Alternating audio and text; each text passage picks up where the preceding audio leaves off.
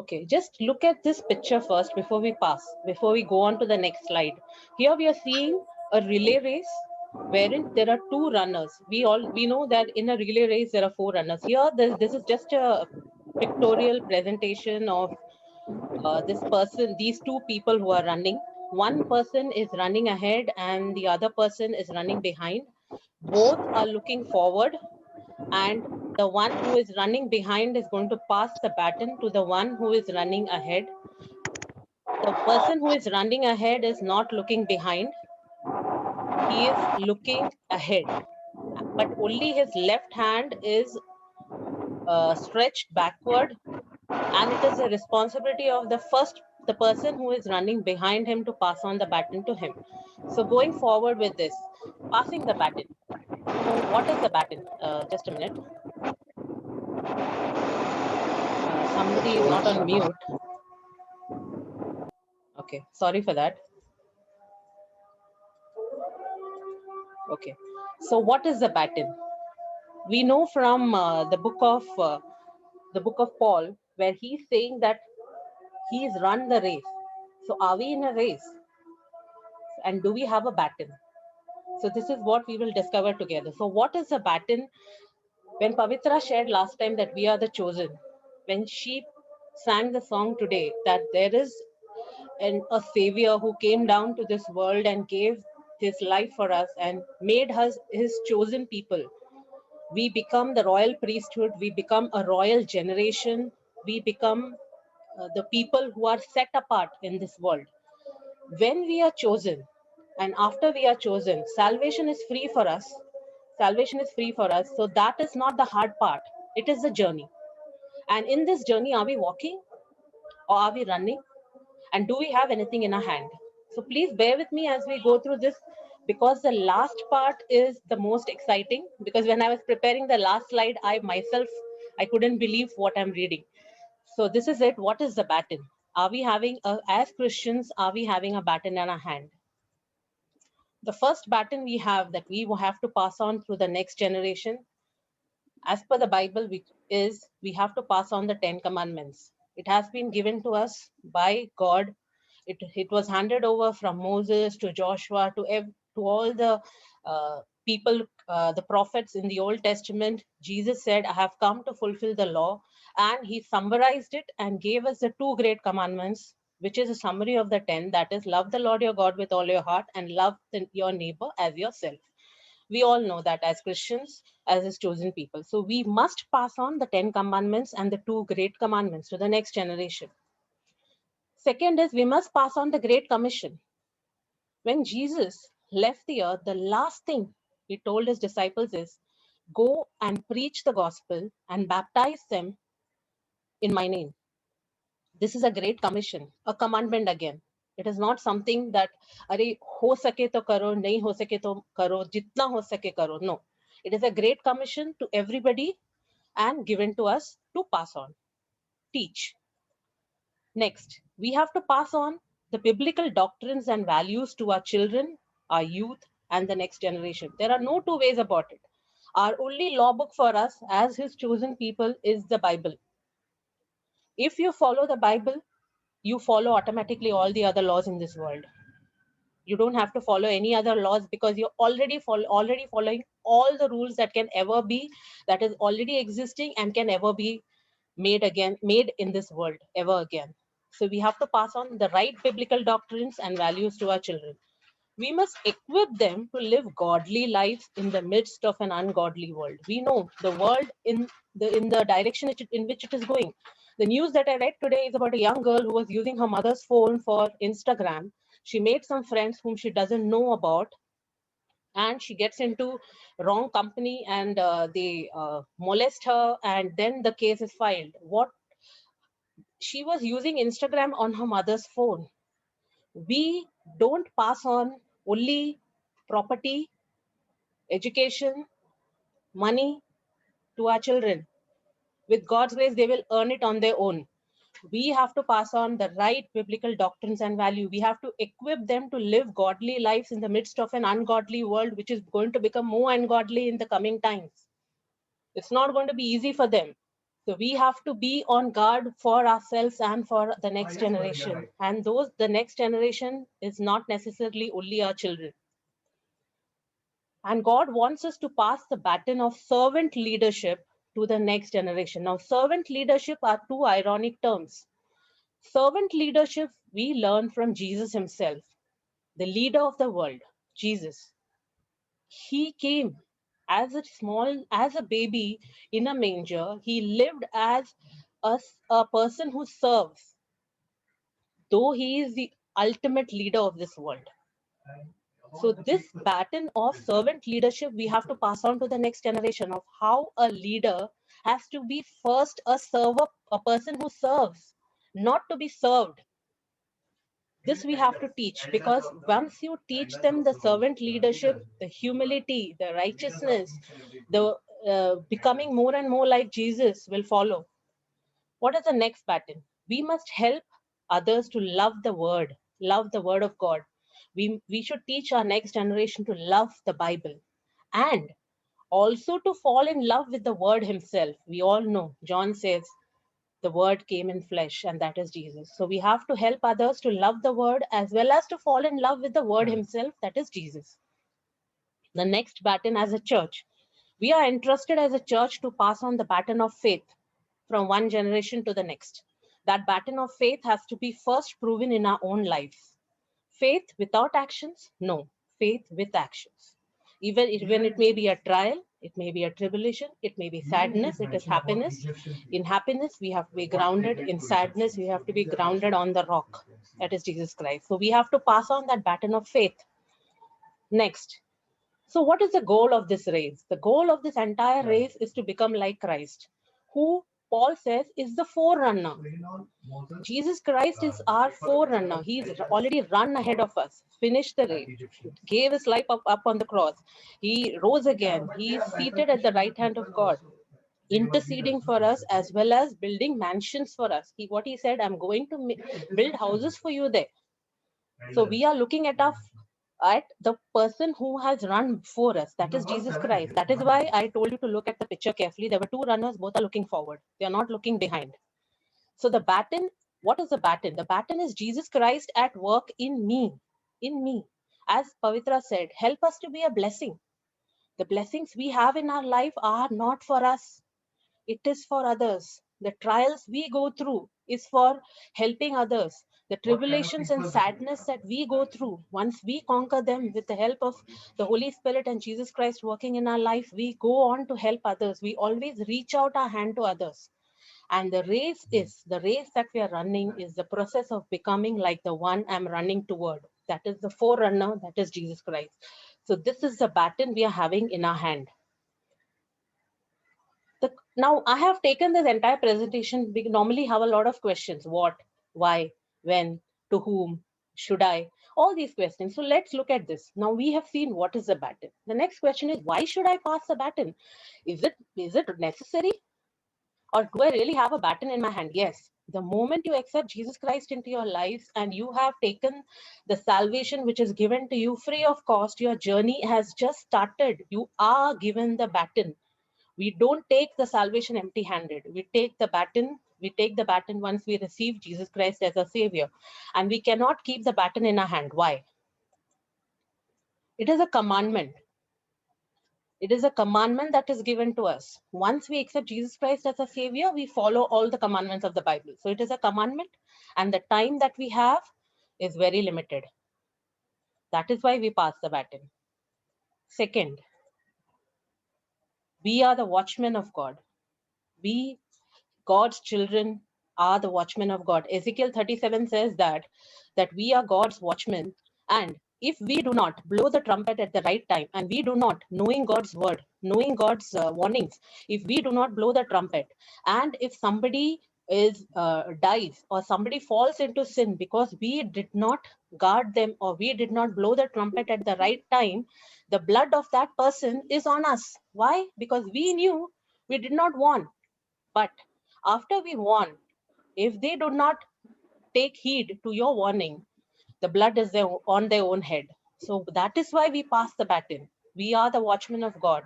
The Bible also says that we are the salt and light of the world. We don't, if we are the salt, we will not sit on that table in that bottle. We have to be included. We have to add taste to the food. If we are the light, we will not be under a glass. नहीं नहीं मैं मेरा problems, मेरा situations. Because everybody, every child of God has a problem. We have two options with us. Either we sit at home with our problems, or we get up and ask God, God, this is my problem. I give it into your hands. You tell me what do I have to do. He takes care of your problems. And your problems you don't even seem to notice. Why? Because your problems are in God's hand. So we have two options as his children, as his chosen people. Why pass the baton? Because we are instructed by God as Moses was instructed by God himself. We are instructed by God. What was Moses instructed by God? To teach the children of Israel the rules and regulations, and that if these truths are taught and retaught, the future generations will know how to trust in God. It is not saying just teach them and leave it. No.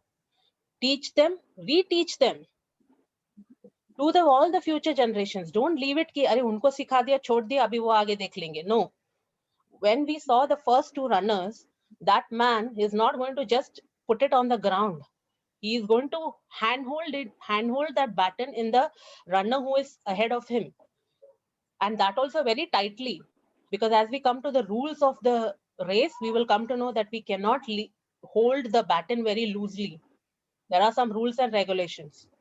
So we are instructed by God. That is why we pass the baton. Next, Christian faith is a team effort. Christian faith is a team effort. And the church is the team. It is not a single effort. Jesus could have worked alone 3.5 years ministry. He is God himself. He does not need 12 disciples. Why? Why did he choose 12? He first sent out 70. As he was teaching them the biblical doctrines, as he was teaching, they found it difficult. They started leaving him. Only 12 were left. Then 11. Then one more person got added.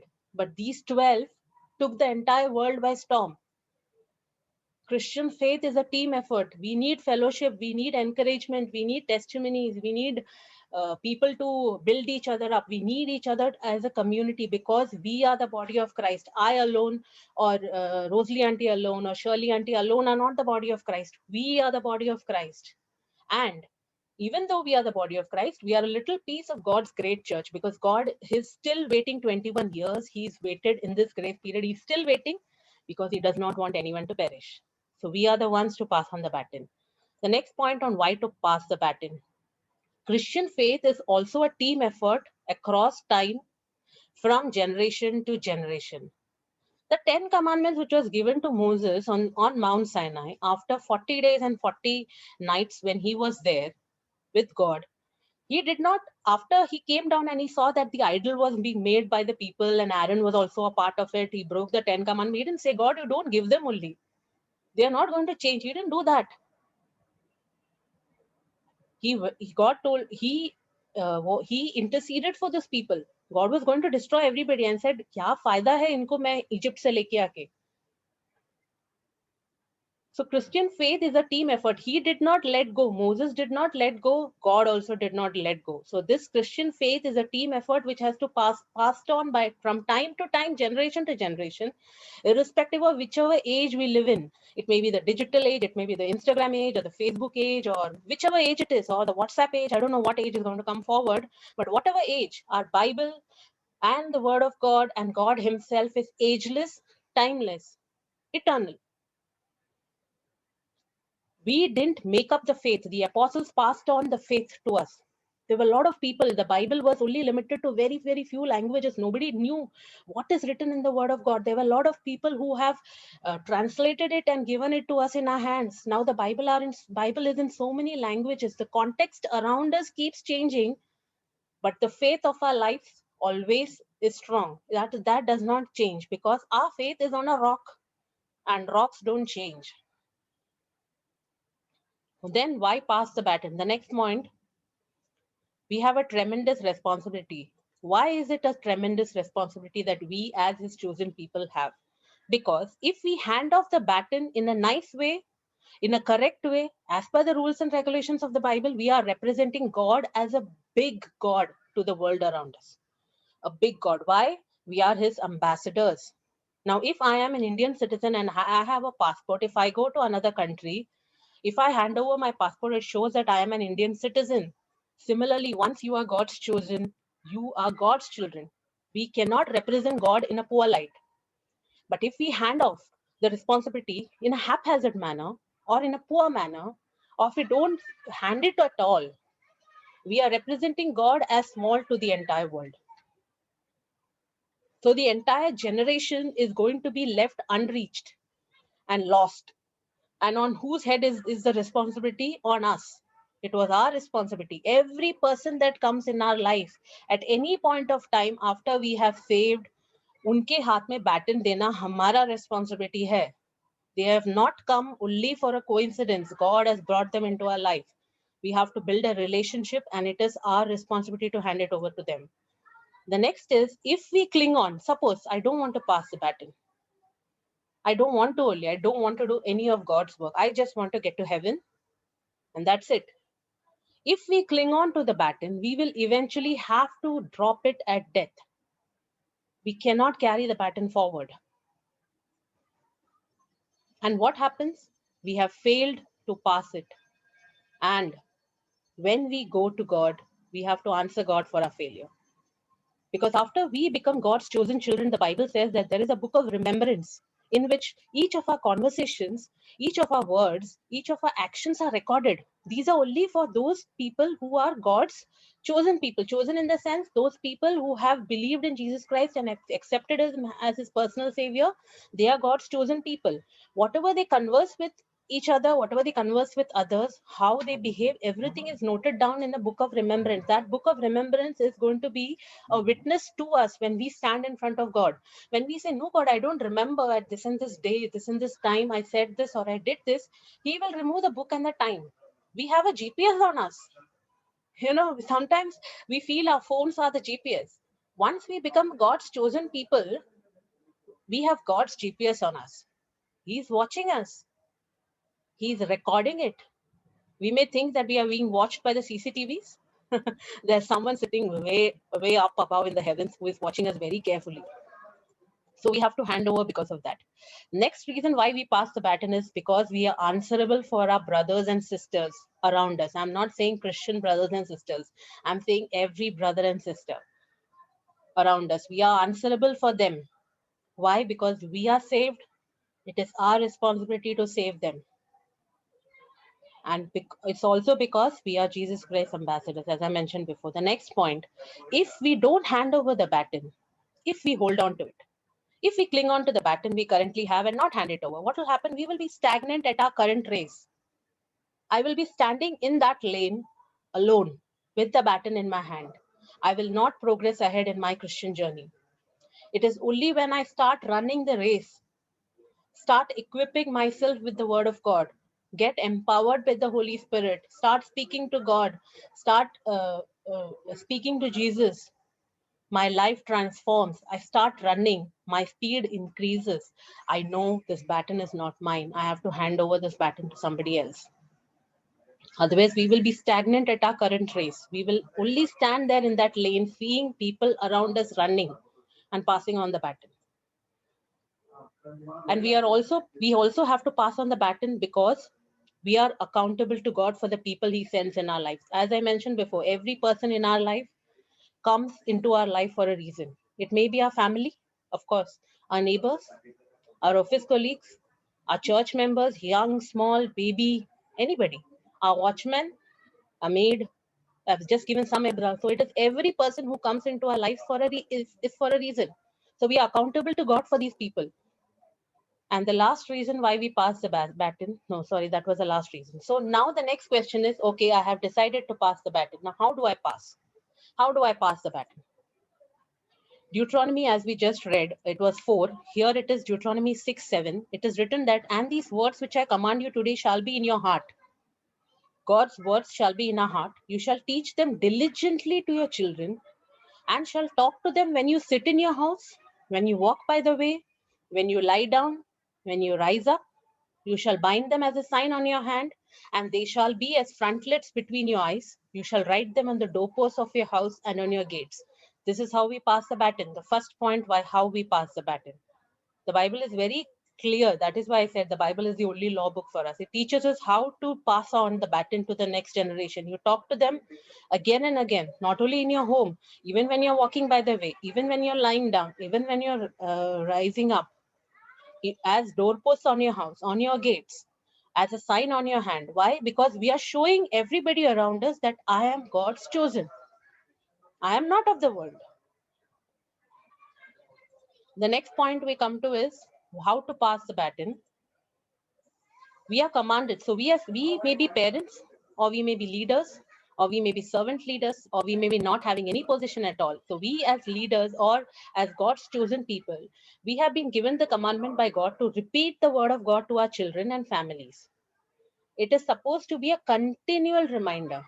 We have to remember that God continuously pursued us. We didn't change overnight. Like as Pavitra was giving her testimony, how she had gone to Mr. Dinakaran's program that day. By the way, even I accepted Jesus Christ as my savior in one of the programs of Brother DJ's Dinakaran. I will never forget that day. It was in the Somaya grounds.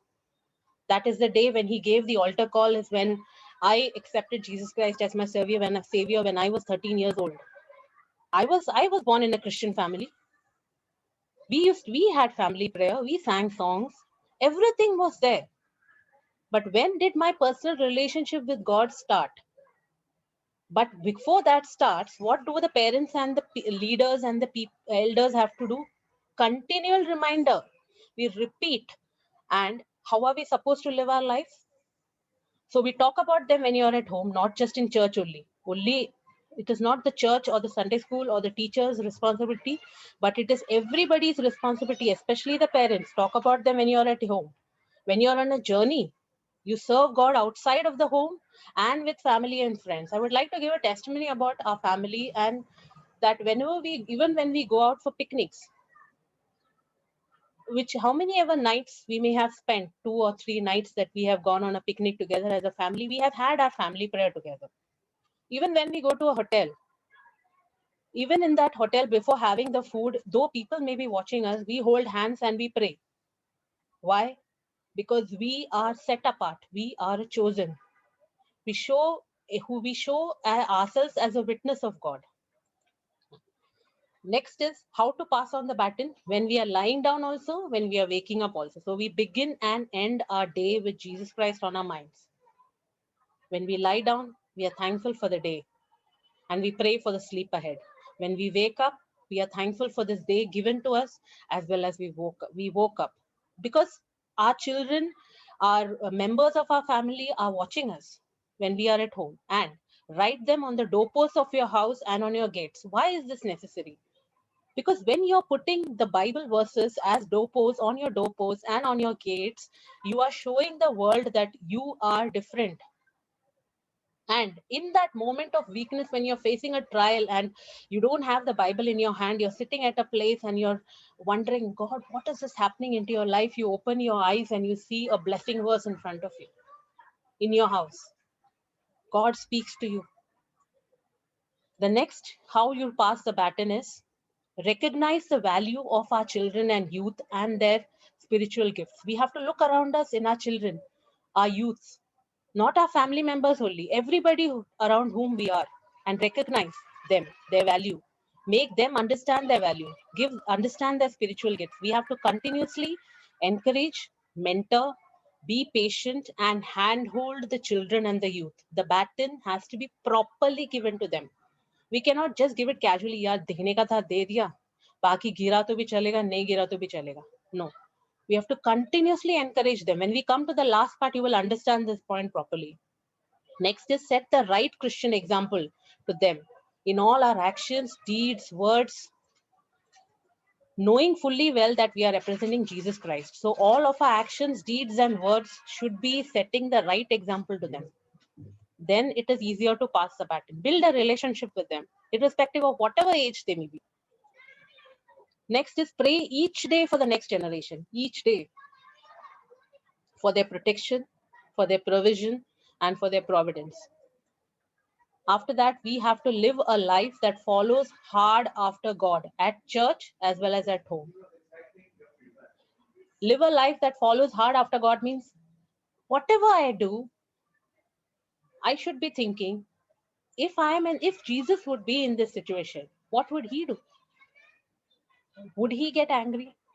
Would he be irritated? Would he let go of this person who is there in my life? Would he behave in such a way? If he would not, I would also not. Because once I have given my life to Jesus, I will try level hard, I will try very hard to follow after what would Jesus do in home, in church, in office, wherever I go. Make Bible study and prayer a priority for your family. That should be a priority. If waking up, brushing your teeth is a priority, Bible study and prayer also should be a priority. I'm saying should.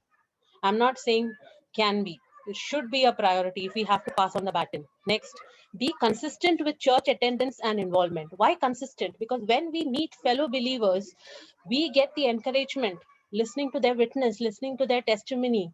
We can be an encouragement and we can be encouraged. We need that also. So we have to be consistent with church attendance and involvements as well as to build that relationship with the next generation in our church. We have to be involved with them and make a priority to teach your children how to tithe at least 10% to God. This is very important because the Bible is very clear on this. There are no two ways about it. That is why I've written at least 10%. We know a couple who have retired. They started with 10% in their working years. Now they have retired and they have come to a stage where they are tithing 90%. So I and Thomas were just, we were just discussing, is it okay? Is it okay 10% say? So, we were just discussing. So the answer that came to us, isn't the 100% also God's? And they don't lack anything. They're content. They're happy. Why? Because they have God with them. What more do we need?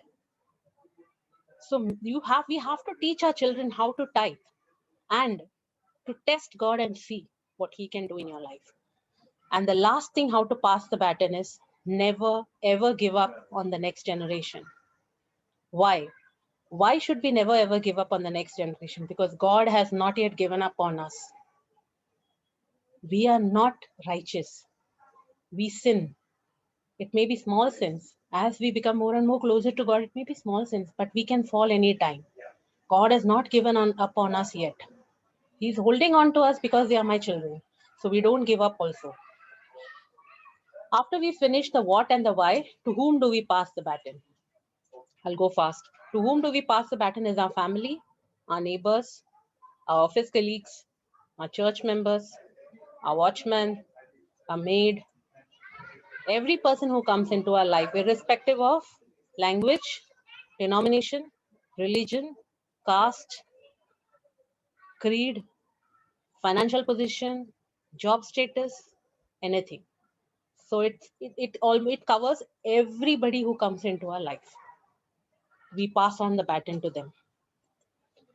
So now we come to almost the last part. So as I mentioned, the first picture, we saw two men running.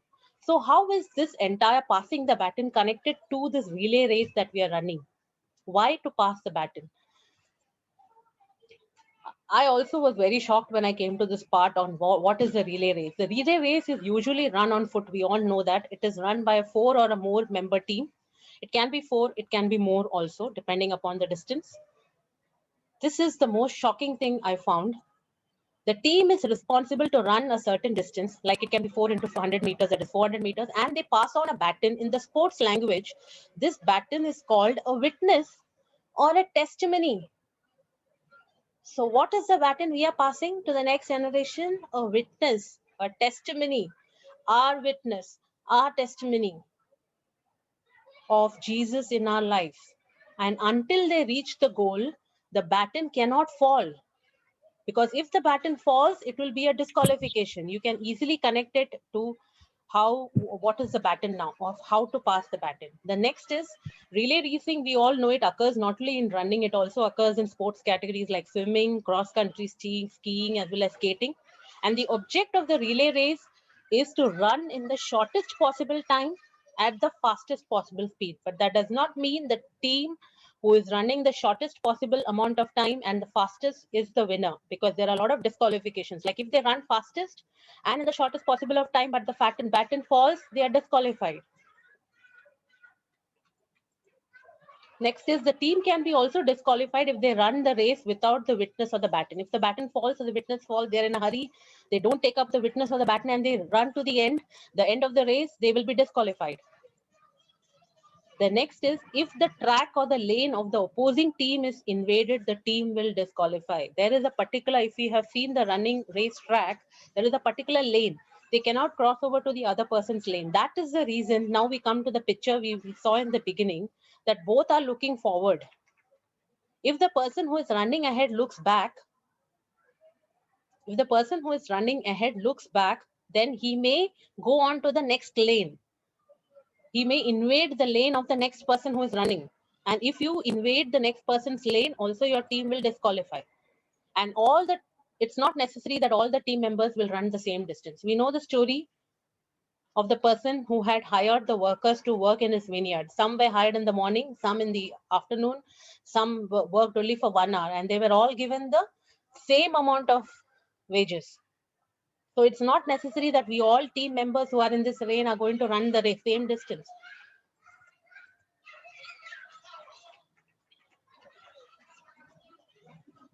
The baton must be exchanged. There is a time period. There is a place in the entire running race where they have to pass the baton. There is a particular place only. They cannot cross over to the next runner's place, or he cannot run too early. That is why when they are passing the baton, they both are running. So both the runners have to pass the baton only in that particular zone. That zone is called the changeover or the exchange zone. That is why I mentioned in the beginning that when we are passing the baton, why is it important that we pass the baton? Because it is a commandment and the time is limited. We are not going to have forever to keep passing the baton. The time is limited. There is a very specific changeover or the exchange zone. That changeover or exchange zone may be our life or the person's life to whom we are passing on the baton. And once you pass the baton, sometimes why we don't pass the baton is also we feel once we pass the baton, mera kaam kya hai?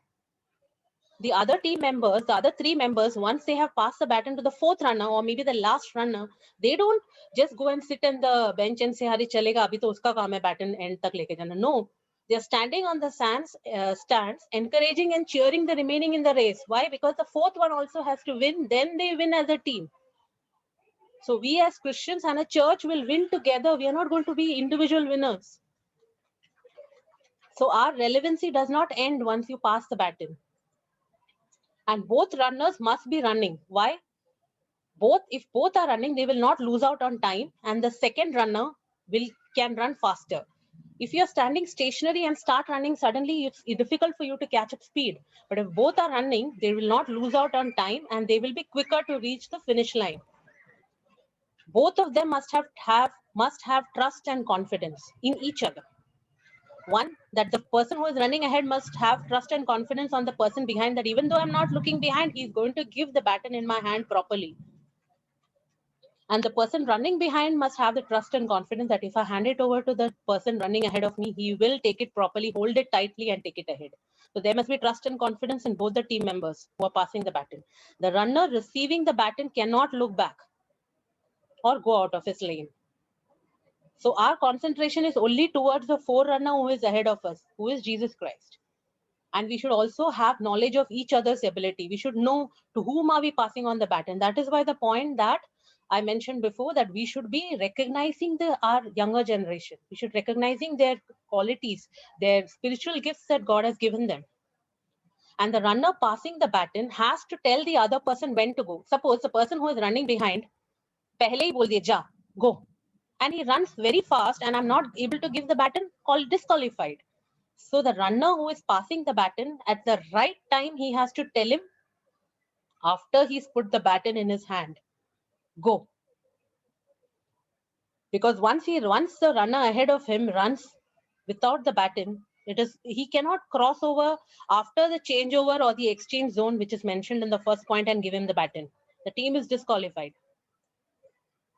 And it also requires strict obedience to the rules. Which are the rules which are given to us as Christians? The Bible. And the last point, which I'm mentioning again, both the runners are looking forward towards the goal. They are not looking sideways or backward. The next question is when to pass the baton. Now, not later, not tomorrow, not maybe after I've taken a qualification and when I'm equipped, or maybe I'm not able to do it now. So, maybe I'll gain more confidence. And no, jo language mein malum hai. To do God's work, we don't need education. We don't need any qualification. We don't need any experience, because God, He qualifies us on the way. He was only asking you to take the baton and start running. So when to pass the baton? Now. Now is the time. There are these three people who have written this amazing quote. Roland Froman, Jeff Jones, Bruce Willer. In the book Leadership Baton, they have written, Christianity is always just one generation away from extinction. Jesus' mission has always depended on one generation of leaders handing the mission to the next. Where they have done so effectively, their churches and ministries have continued to thrive. Now the mission is in your grasp. So the mission of passing the baton is in our grasp now. And the time is now. George Bernard Shaw also said, life is no brief candle to me. It is a sort of splendid torch, which I've got a hold of for the moment. Life is no brief candle to me. It is a sort of splendid torch, which I have got a hold of for the moment, and I want to make it burn as brightly as possible. So I will see to it that this torch which is given to me is burning as brightly as possible before handing it on to the future generations. Why? Because if it is burning in a very in it is burning very in a as if it is going to run out, the future generations fire in that torch will run out. They will not know what to do with it.